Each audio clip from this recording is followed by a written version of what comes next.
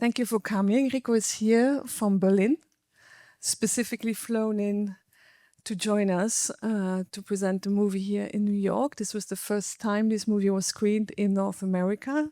So first of all, Rico, thank you for bringing us this movie here to New York so that we could see it with you. The teacher told the girls, be bold and be curious.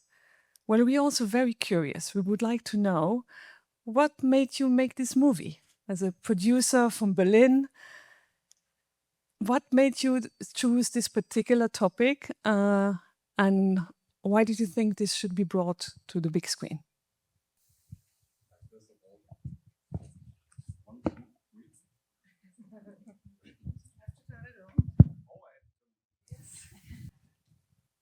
Check. Okay. First of all, thank you everyone for being here. You made this event successful just with your presence, and I also want to give a huge thank you to all the organizers, UNICEF, UNFPA, Real Relief, Trine, and Melissa, and the PAD project. Thank you so much for co-sponsoring and also supporting. MH Day is a huge thing for you as well. Thank you for spending it with us, supporting other filmmakers in New York.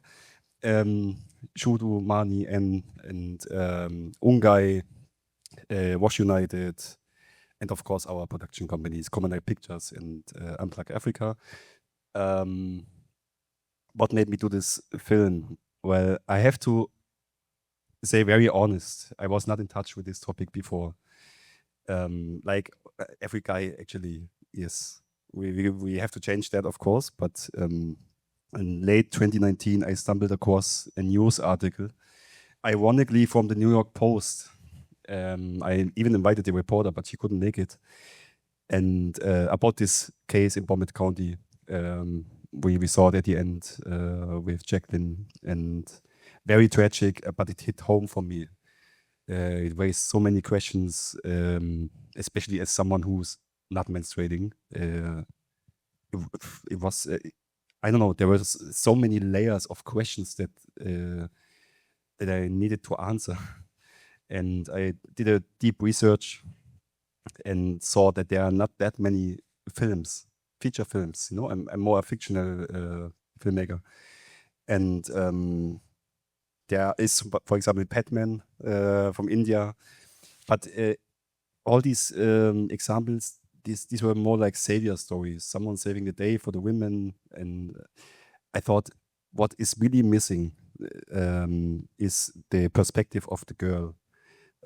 So that we as an audience, we are put into her shoes and we follow her through the story to get an understanding. What are they going through? What is the struggle? Is it possible to make the audience dive into her struggle in a way that we feel what she's feeling? And because then we reach the very human level of empathy, and this is something that really can make us feel inspired to take action, hopefully. So this is something I wish that audiences will take from the film. Of course, I'd love to hear what is your, what are your thoughts that you will bring to the table, and what is your feedback? But in the end, I don't do it for love letters. I really want you to feel inspired to take action. And it's not about money. Not everyone has to donate money to organizations. You can do it on a smaller level. Start your conversations on the kitchen table. Just bring up the topic whenever you can throw a topic in the room, and you will feel surprised. People will engage and start conversations, because the only way we can end the stigma is to normalize it, and we can all be part of the solution. Also men, very important, because men are still the gatekeepers of this thing. So, but we are on a good way, I think. The movement is already there, and we are doing our contributions. Melissa already did her amazing contribution. So maybe this is a nice transition to Melissa. Thank you, Rico. One can see that you are a filmmaker. You know how to do the right transitions. Exactly. Melissa, we're talking about storytelling.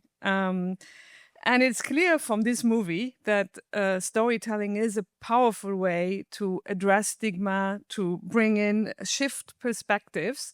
And you, of all of us here, has firsthand experience on how to do that. Obviously, for those who don't know, Melissa's film Period and End of Sentence won the Oscar.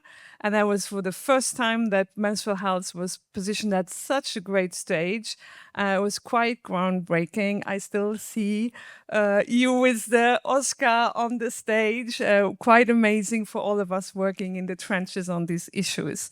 So Melissa, a teacher, an activist with the PAD Project, a filmmaker, and now also an Oscar winner. That's a lot of different hats to wear. So we are so thrilled to have you here today. So as I said, your Oscar-winning film, Period, End of Sentence, broke ground by bringing this topic to the big screen and to the very prominent stage. From your unique perspective as an educator, as a filmmaker, as an activist, can you tell us more about the power of storytelling, particularly through film? How does film enable us to dismantle the often deeply entrenched shame and stigma around an issue such as periods and menstruation? Okay, you have to show me how to turn it off. Oh, perfect. First of all, Filmmakers. thank you so much. And what a beautiful, beautiful film that you made.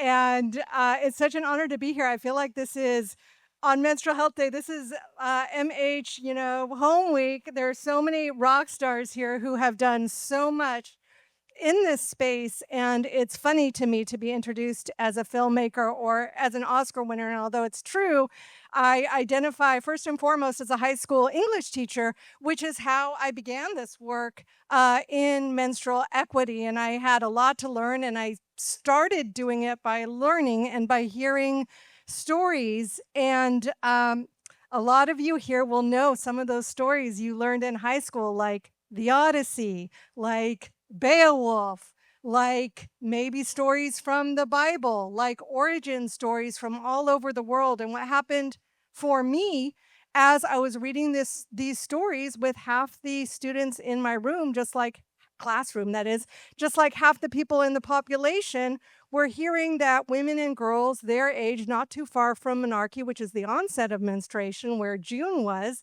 in this film, were reading about stories where their value was about whether or not they were virgins, whether or not they could marry the king or the person in power, whether or not they just had no power in these origin texts. And their story, to get back to that word, and their story, and that's why I thank you for telling June's story so beautifully, was not being told.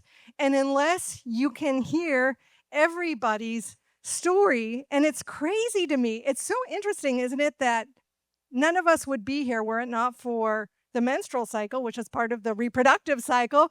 We wouldn't be here. And yet this movement for menstrual equity and menstrual justice is really in its infancy compared to how long we've been here. And so long as we don't tell these stories of people like June, and your film is so beautiful, then just in my dabbling as a filmmaker, I let other people make Period, End of Sentence. We made it too, but just it's beautiful how you begin with that sunrise. The blood is already in there in the water. It's in there in the beginning with the opening of the sun, and just throughout, you can't get away from it, and we can't get away from it. All of you were kind to compliment my suit, and I wore it because I was inspired by June, because it has flowers and springtime. And I think that when we think of cutting off education for girls and women in the spring of their becoming, their intellectual maturation, as well as their physical maturation, why then we're depleting our world of half of its population, and that's just nuts. So thank you to you. I'm so proud to support this beautiful, beautiful film and story. Thank you very much, Melissa. So the film which we just saw plays in Kenya, even though it depicts a quite global story. Let's be honest, this is not just an African story. It's not just a story of developing countries, low-income countries. It's also period poverty exists in this same United States and in developing countries as well, developed countries as well. But let's stay at the African continent with our next guest, which is Shudufhadzo Musida. You're from South Africa. And you have become a powerful voice for change, also using your change and your platforms to speak up for women and girls. As a former Miss South Africa, and now UNFPA's Global Champion for Women and Girls, you have spoken a lot about gender equity, mental health, but also menstrual dignity. Through your foundation, Shudu, you have been working directly with schools in under-resourced communities to address period poverty, challenge stigma, and provide menstrual health education.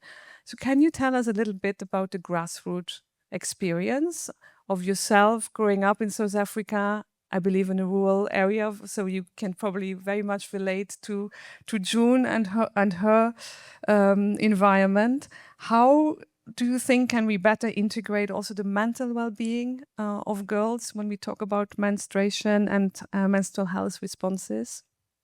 Is it on? Okay. Thank you so much for that beautiful film, because I think for the most part, the grassroots work we've done is addressing the outwardly part. I lived, my grandfather's house was next door to a young girl. Her name was Tangu. And she took care of her two brothers from the age of 11. So my grandmother could help with school shoes here and there. But after I moved, I found out that she would use newspapers every time it was that time of the month. She was very smart. And we are taught in South Africa that education is the key to get out of poverty, right? But no one really speaks about the micro challenges that these young girls face. You're asking an 11-year-old who's taking care of two brothers, has no food, but every time she has to go to school, she has to use newspapers. There's no education around that. And I made it a point, I think she inspired my journey, because I made it a point to not only speak about the big concepts of educational and economic empowerment, let's speak about the fact that she doesn't have basic needs. Menstruation products, pads, sanitary pads, hygiene, those are basic needs. And watching this beautiful film, I looked at it from a different angle, the mental health angle. We were recently in Limpopo, and what we did was not only focused on the products, but on the education. So we got an incredible organization, Curate, to come and teach 300 students, boys and girls, around the hygiene, menstruation hygiene, and also distribute reusable pads. But what I saw from that film was the mental health toll that it takes to actually not have access to those basic needs that they need.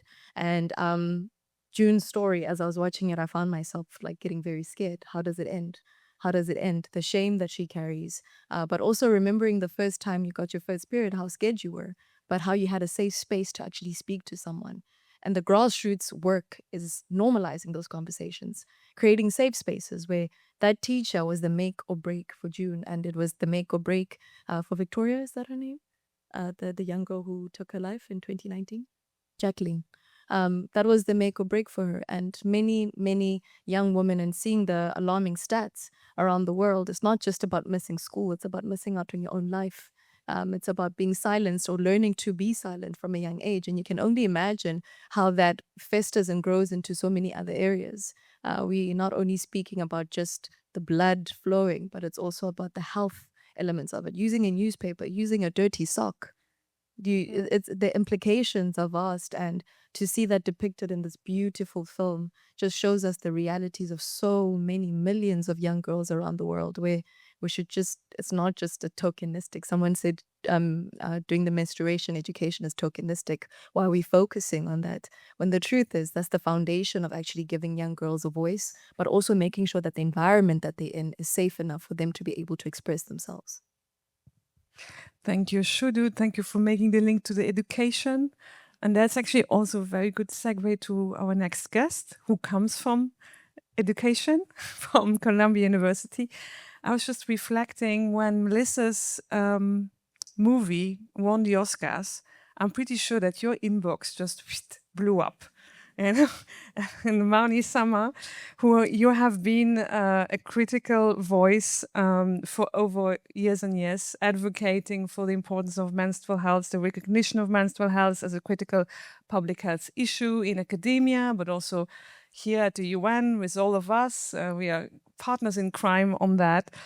And you have been speaking about menstrual health already at times where it didn't receive that much attention.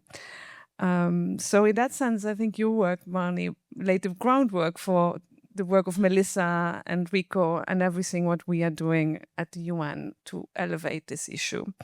So as a leading researcher in this field, can you tell us what do we know more about menstrual health, what we didn't know like a decade ago? And then as we are having our eyes to 2030, where do you see menstrual health as an agenda going in the next development agenda or the post-2030 development agenda, as challenging as that is to answer that question right now? Well, thank you for that incredibly warm and generous welcome. I think there's much partnership and collaboration along the way on this issue, and it's been really a delight. It was a little quiet 20 years ago, but there have been so many great people, and UNICEF and UNFPA have really led the way. But first, that film and your film. I was reflecting as I was watching. The first time I went to do research on this issue was in Tanzania in 2006. And I was thinking, Rico, as I was watching your film, all these years we've all tried to convey what does it really feel like and break the silence, which a long ago colleague of ours used to use that term. And I don't think you can really convey it the way a movie can. And so I think it will be transformative when people watch this and it really, they feel it deeply and they can understand it, particularly folks who don't menstruate, because how could they understand, And so I think it's really, I'm just so delighted, as Melissa is, to be here at UNICEF and with UNFPA, longtime partners, and UNGAI on Menstrual Hygiene Day. So, we've come a long way in 10 years ago. When I think about 2015, there were some studies out there documenting the challenges facing girls in school. We had just launched, many of us together, a 10-year agenda to transform the issue we hoped in schools for young people. But it felt like a dream, a pipe dream, but I have a lot of dreams. And when I think about it, that 10-year agenda, which wrapped up in 2024, we have research on the issue. We have a movie screening at UNICEF. It's in the media, donors, governments, there's menstrual health policies. The world began to go beyond girls on this issue. Not that we've solved the girls issue, as you've all said so eloquently, but 10 years ago, we started to look at the issue that girls and women face in humanitarian context, displaced populations. We started to look at the issues in urban settlement areas. We started to look at the issues here in the US, in the UK, sort of globally. And so I think we've come, there started to be government policies around this issue, not always budget line items to back up those policies, which is a huge issue. But I think we have broken the silence in some parts of the world. We are talking about it. We are trying to find the solution. So I think that is monumental and gives me hope. We still have a long way to go. When I look ahead to the post-2030 agenda, I think that we have some challenges. Funding issues are challenges. Governments will be struggling now to make up some of the other many areas of health they have to address in the absence of perhaps resources. And a lot of the organizations on the ground, grassroots organizations, nonprofit organizations, supporting agencies, global agencies, may lack the kinds of resources they've had to push this issue. But as my fellow panelists up here said, it is so deeply fundamental to everything else. I was speaking earlier with someone in the audience about what about when girls have really extensive bleeding and they get anemia or they have menstrual disorders. What about the absence of adequate toilets all over the place, in cities, in rural areas, in schools, in workplaces? There's so many issues I could talk about, which I won't. But I think I'm feeling actually quite hopeful. The fact that there's all these people in the room, the fact that we are deeply committed to making a difference, I think we will find a way to do that.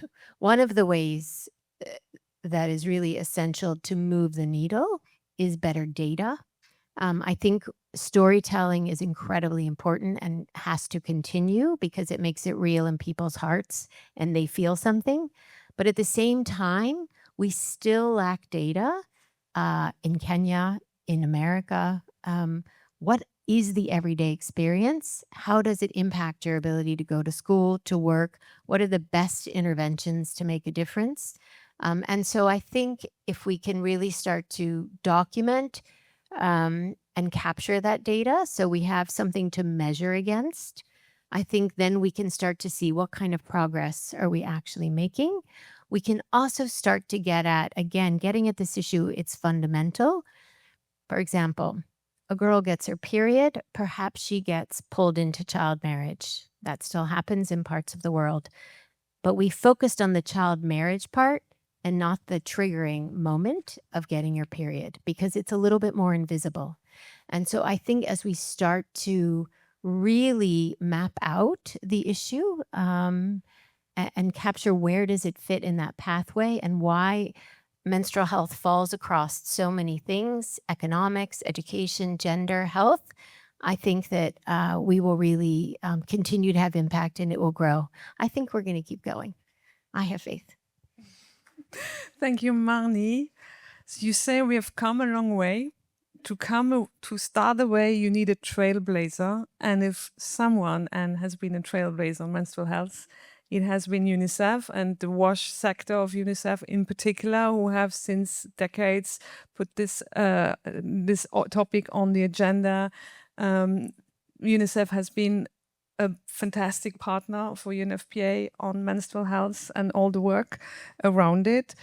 You have been leading the way in advocating for the rights and well-being of women and girls globally through your programs on the ground, the research which UNICEF is supporting, the data collection which UNICEF is also supporting. I've been looking into when we look into menstrual health day, give us the data. We're looking at the UNICEF WHO Joint Monitoring Report on WASH. That's the first place to look for.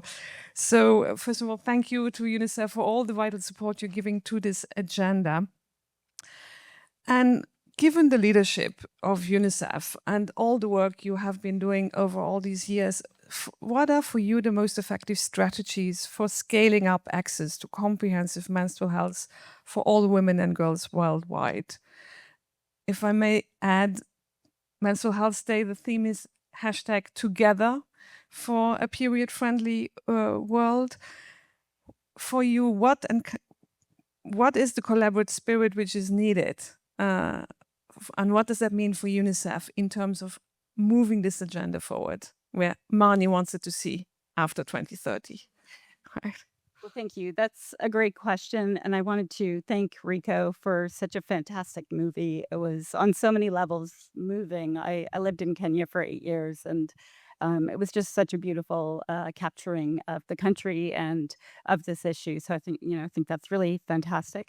I think just, in answer to that question, there are 3 levels on which the majority of our action is kind of centered, and it's collaborative action on all fronts. We work very closely with all the partners in the room, with Columbia, with UNFPA, with others to promote this agenda. But it's these 3 levels. So on the first level, and we saw these all in the movie, the first is the facilities. So we saw June in the bathroom and having a private place, where she could with dignity attend to her MHH needs, which is super important. And that has traditionally been the entry point for the WASH sector's bathrooms. And I think through this lens, we started seeing that facilities played such a huge role in the education of girls and in retention rates of girls in schools. We're seeing higher retention rates in schools with clean bathrooms with MHH facilities. So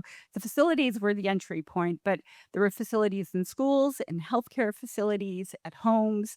And so this required sort of a joint effort across the education and across the health sector to tackle just the facilities issues. And then, of course, behind that, you had the systems issues. So facilities don't run in isolation. They have systems that support them. They have standards for schools. We have wash systems in place, data systems that support the standards. And so we really do work with governments. In many countries, we are working on things like reducing tariffs and taxes on menstrual hygiene products and services so that girls are not unfairly taxed. We also see that the private sector is increasingly interested to work with us to understand market gaps. And I think it came through nicely as well in the film that, in rural areas, the gap is even more pronounced. So either supply chains are not making it out to rural areas or the products themselves are not evolved for a rural customer. So we're seeing a lot more interest in market expansion, market supply, understanding the markets that do exist. And with that comes demand creation. So there's some really interesting partnerships that are evolving with the private sector. And then maybe on the final level, which I think this movie has, kind of shown, we have a lot of work to do on social norms.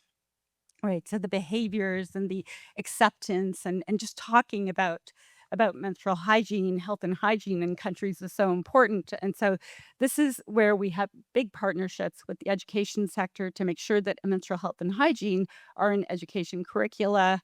We work with the protection sector and with gender colleagues to look at how can we use menstrual health and hygiene to talk about sexual and reproductive rights and to engage in other taboo topics, but also to engage, the broader society in this discussion. Because I think, as we've rightly said, it's not a women's issue; it's everyone's issue. And how do we get people talking about it? So I think, these three axes of sort of the facilities, the products, the systems are all really important in sort of galvanizing a multi-sectoral approach and pushing forward. So, we have to stop thinking about this as just toilets and pads, but really something much broader that requires a bigger effort. Thank you very much, and for putting on the table. This is everyone's issue, not just the women's issue. This is also not just my panel. This is our panel. So now we are able to open up the floor for questions from you all to our panelists. So we think we have a little bit of time for that. I'm sure you have plenty of curiosity and questions to Rico about the movie and perhaps the back of the scene movie, or any of our panelists here on the issue of menstrual health. Okay, so let me, we have,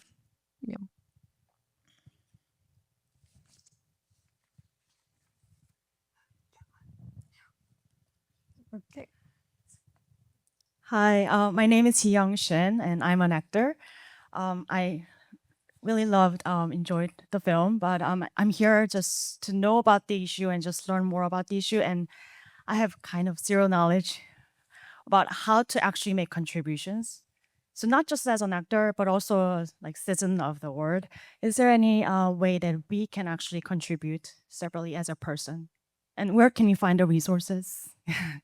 Thank you. So I think we take a few questions and then we come back to the panel.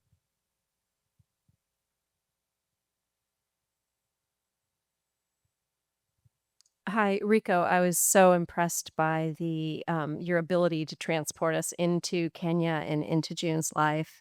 When you were making this movie, I would love to hear more about the actor's response.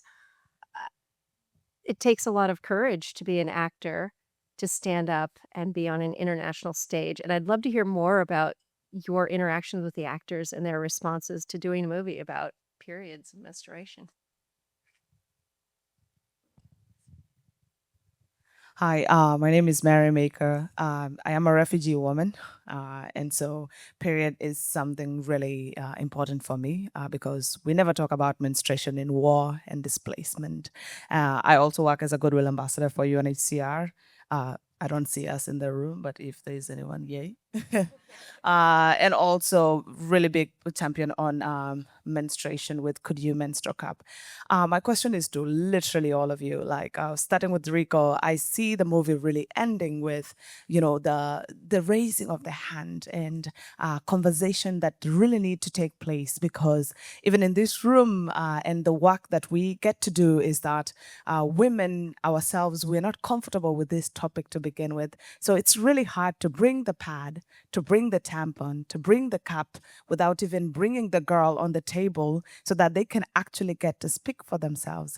And another question to just like all of you, I don't know if it's a question or comment, but I see in this space is really underfunded.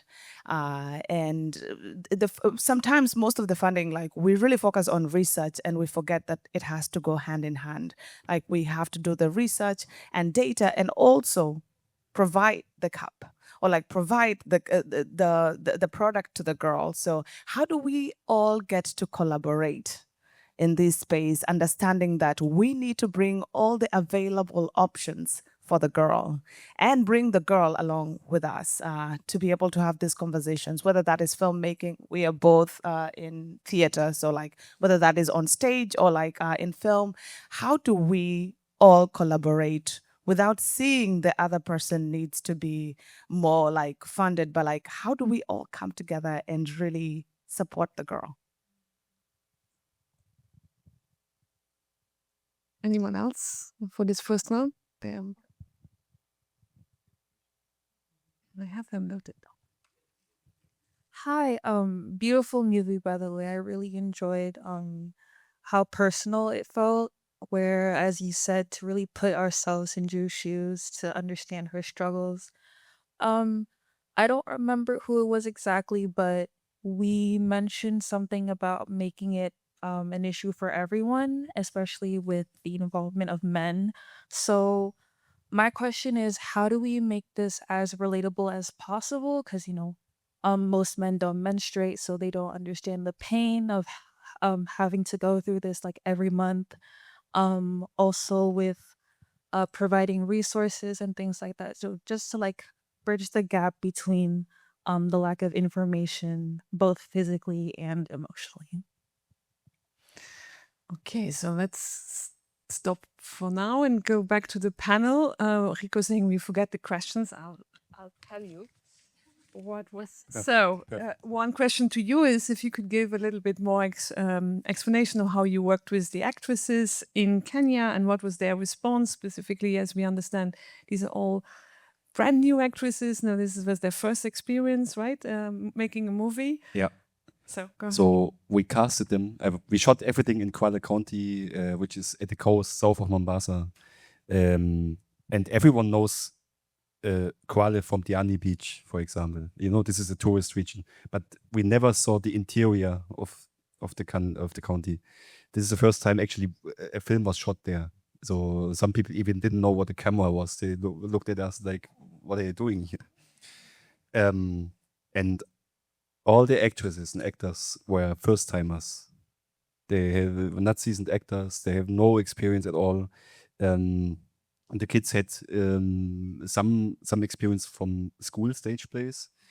And the one who was training them was my casting director. And he said, look, Eunice is, she has it. And of course, also Millicent, who played Kimia, is the secret star of the film. So we found all of them really there in the place where we shot. We rehearsed with them. It was really hard. I think this was my biggest struggle, to get them, to make them work, to make the characters work, to make it believable. Because of course, if you never acted before, you try to pretend. And I told them, don't pretend, don't try to act, just be natural, just learn your takes, show up on set, and we will work it out, and the moment it made click for them, everything worked, and they were just authentic and natural, which was the goal. It's a fictional feature film, but it still feels documentarian in some bits and pieces. So also finding this balance between documentary style and cinema, was quite interesting to find that spot. Thank you, Rico.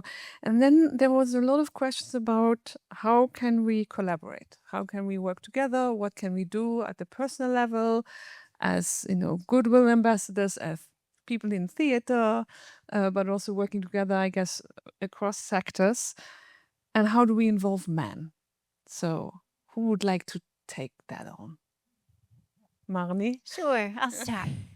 Great questions. So collaboration, I would say, just speaking personally, is my favorite thing to do. And I think it's really essential. I know the folks who work with me know I say not infrequently we have to get everybody in the sandbox together, which is maybe too much of a US sort of term. But if we're not in the sandbox together, then we're not going to move. We're not going to move this issue forward. And some examples of how we've tried to do that, which I think we can do much more, is years and years ago in 2014, when we had this meeting at UNICEF around how do we lay out a strategy to really address the issue in schools, because my inbox was getting very full of people who were asking, what should I do? And I thought, this is silly. People are going to be repeating where, it's much better to work together than everybody trying to solve this together alone. So UNICEF was very generous. We had a meeting here. We invited academic researchers, we invited nonprofits, we invited national governments, we invited donors, we invited civil society advocates, private sector companies making pads. And I'll be really honest, some of my colleagues said, why are you inviting the private sector? They're the big bad wolf. And I said, because they make pads, and if we're not all in this, we can't pay for this by ourselves. And so everything to me is a compromise, not always. But if you don't try to solve this together, it's as the numbers we've been hearing today, it's much too big an issue for any one kind of organization or field to solve. Many years later, speaking to the question around UNHCR, we got funding, Columbia University in partnership with the International Rescue Committee to look at the issue amongst displaced populations. And a deal that we made, Columbia and IRC at the beginning, where we felt very strongly is if we got this funding, if we were lucky enough to get this, it was British government funding, that we would only go forward together with this agenda to start to build some evidence on the needs of displaced populations and how to address it. And we made a deal that if we got the funding, we would open it widely to the humanitarian response community and say, please partner with us on this effort. Help us find out what the problems are, develop practical guidance together with us. And at the end of that project, which it started in 2015, so 10 years ago, what we ended up doing by 2017 is we both published some evidence on what we'd learned directly from girls and women, and also the folks who respond and try to meet their needs. But we published a toolkit, which was co-published logos 29 organizations, UN agencies, donor agencies, nonprofits responding. And that, it didn't solve it. As you know, there's a lot of emergencies where this issue still isn't addressed, but it was really important to us that if we want to see something happen, it has to be implementers, it has to be researchers, and you have to go directly to the person experiencing the challenge and ask them what the solutions are, which I think the film is trying to show that directly. So I think when it comes to how do we collaborate? I think it's just asking. It's finding the people doing the work. It's saying, can we solve this together, whether there's funding or not? If we don't have funding, we can write something together. We can make a point, that doesn't cost anything. Maybe it's a Saturday afternoon. So there's many ways I think we can be stronger together and solve this. In terms of men, I used to menstruate. I'm not a man, so I can't speak entirely to what that is. But I will say that it is that identification with the issue, which I think leads people to make it. I do research on boys, so it's not, I think it goes in both directions. But my main collaborator, who approached me in 2011 to say, can we do a conference on menstrual hygiene management in schools because no one's paying attention to this issue and conferences will not accept abstracts. That person at UNICEF was a man from Turkey, and he didn't have a daughter. He wasn't compelled by some experience that was personal, but he worked in schools around the world and he worried about the girls. And that launched years of a conference that we did with UN agencies. It launched that 10-year agenda. When it came time to think about humanitarian contexts, it was a friend of mine, the head of the health unit at IRC, a man, who came to me and said, we have to do something. It was a man, a different man, a WASH engineer who I submitted the grant with, and who was a partner of mine for years in looking at this issue. And so I think it's about finding ways for people to connect and understand it with films like this that really brings in men or those who don't menstruate. The last thing I'll say on that, because I'm totally taking up too much time, is early on, a lot of people, when I started working on this issue, would say, oh, well, you know, men, they don't understand, you know, or the engineers are all men. You know, it's their fault that this isn't addressed. And I had, in those early years, women engineers, people who had been working in emergency situations, in development contexts, come up to me. There are less female engineers than male, but they would come up to me and say, you know, I never thought about it. It hadn't occurred to them because, back to some of what my panelists have said, we've so normalized that you have to manage it by yourself in silence, that it's not something you tell anybody, that it's not something for the public to address. And I think has changed in 10 years. We have made it known. No, this is not something you have to do in silence. We don't know it everywhere. Rural Kenya, probably. There's so many girls who unfortunately don't know. But I think we have to help people, you know, break that silence and help them understand what that experience is like, and not blame men for not understanding something that doesn't happen to their body, which nobody was suggesting. Thank you very much, Marni. Thank you for this wonderful panel. Please give them a hand. They will still be here afterwards, but it's now my really great pleasure to invite to the lectern the director of the UNGAI Secretariat, our friend Antara Ganguly.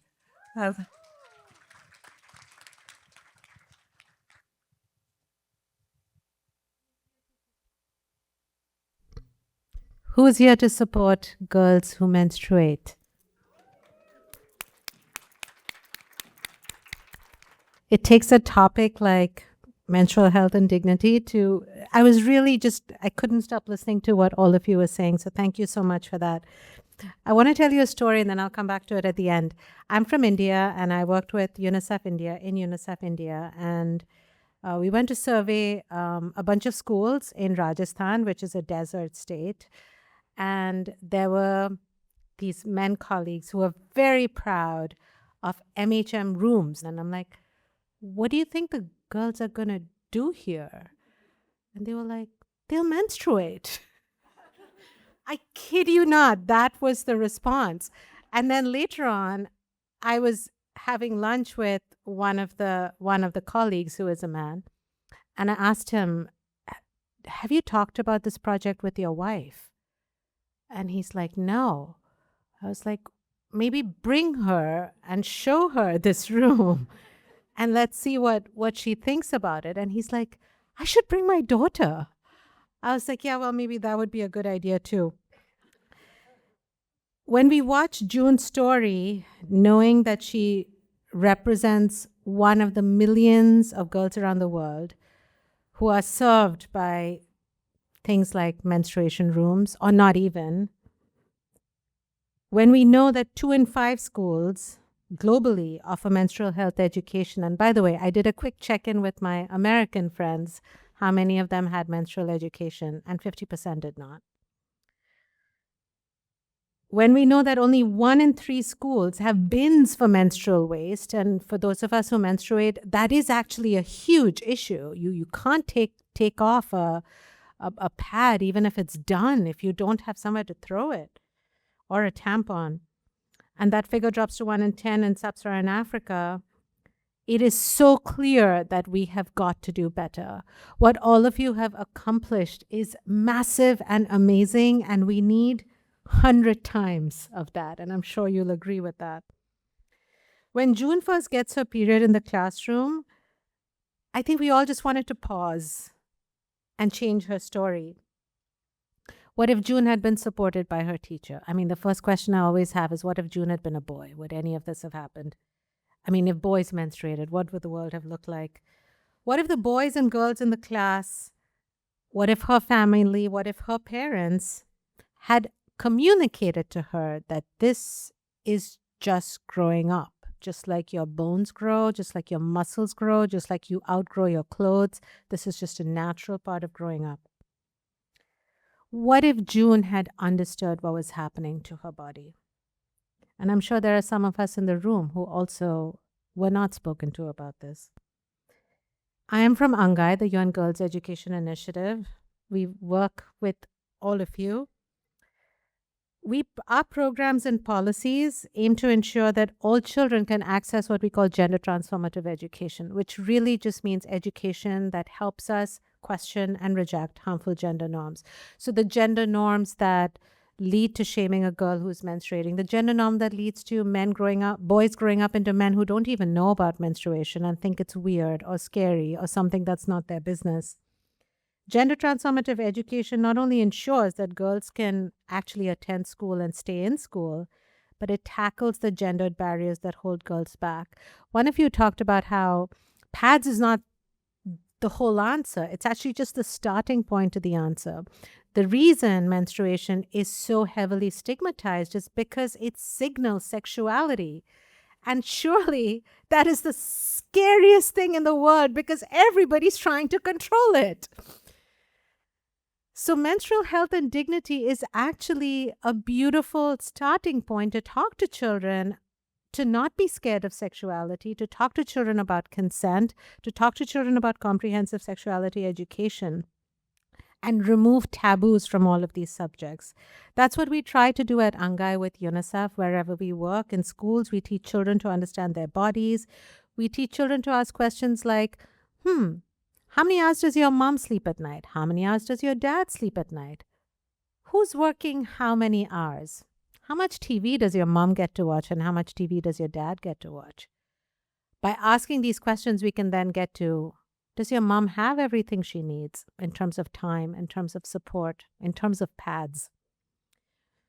We try to teach respect and empathy, and we help to end the traumatic cycle of school-related gender-based violence, which is what June experienced and which impacts 1 in 3 children around the world. There are too many girls today who are being shamed, who are being punished, who are being harassed, who are being assaulted, or who are being banished in many South Asian countries just because they menstruate. This has to change.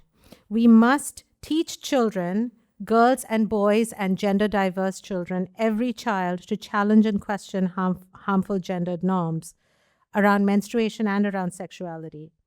And we have to support education ministries, schools, communities, faith-based organizations to also dismantle these norms. It can't just be the burden of the girl to be empowered around menstruation. Everybody around her must support that. And the good news is that we have seen incredible impact from working on these. We have learned that in just 6 months, children can actually question and reject gender stereotypes. In Sierra Leone, 10 to 13-year-old children, 30% of them at baseline said that if a girl is raped, it should be kept a secret. In 6 months, that percentage went down to 9%. Imagine what would happen if these types of approaches were embedded in all schools around the world, and if children were taught about their bodies, were taught to respect their bodies, were taught that they own their bodies, and girls were properly supported with education and everything they need to manage their periods with dignity. If schools were safe and teachers encouraged children to respect each other, what would that world look like, and what would June's story look like in that world? That is the goal we work towards every day. We're so grateful to all of you here, especially the filmmakers, and especially June. How amazing was she? for shining a light on this vital issue. We salute the young feminists, I know you're out there, civil society, and educators who are working to provide these services to girls and to all children. We are proud to stand with you to ensure that all children, especially girls, can experience an education which is safe, inclusive, equal, and period friendly. Thank you so much. So with that, I thank the panel. Thank you all for coming, for Rico again for bringing us this beautiful movie, and please join us for some refreshment outside. Thank you so much, and happy Mental Health Day, everyone.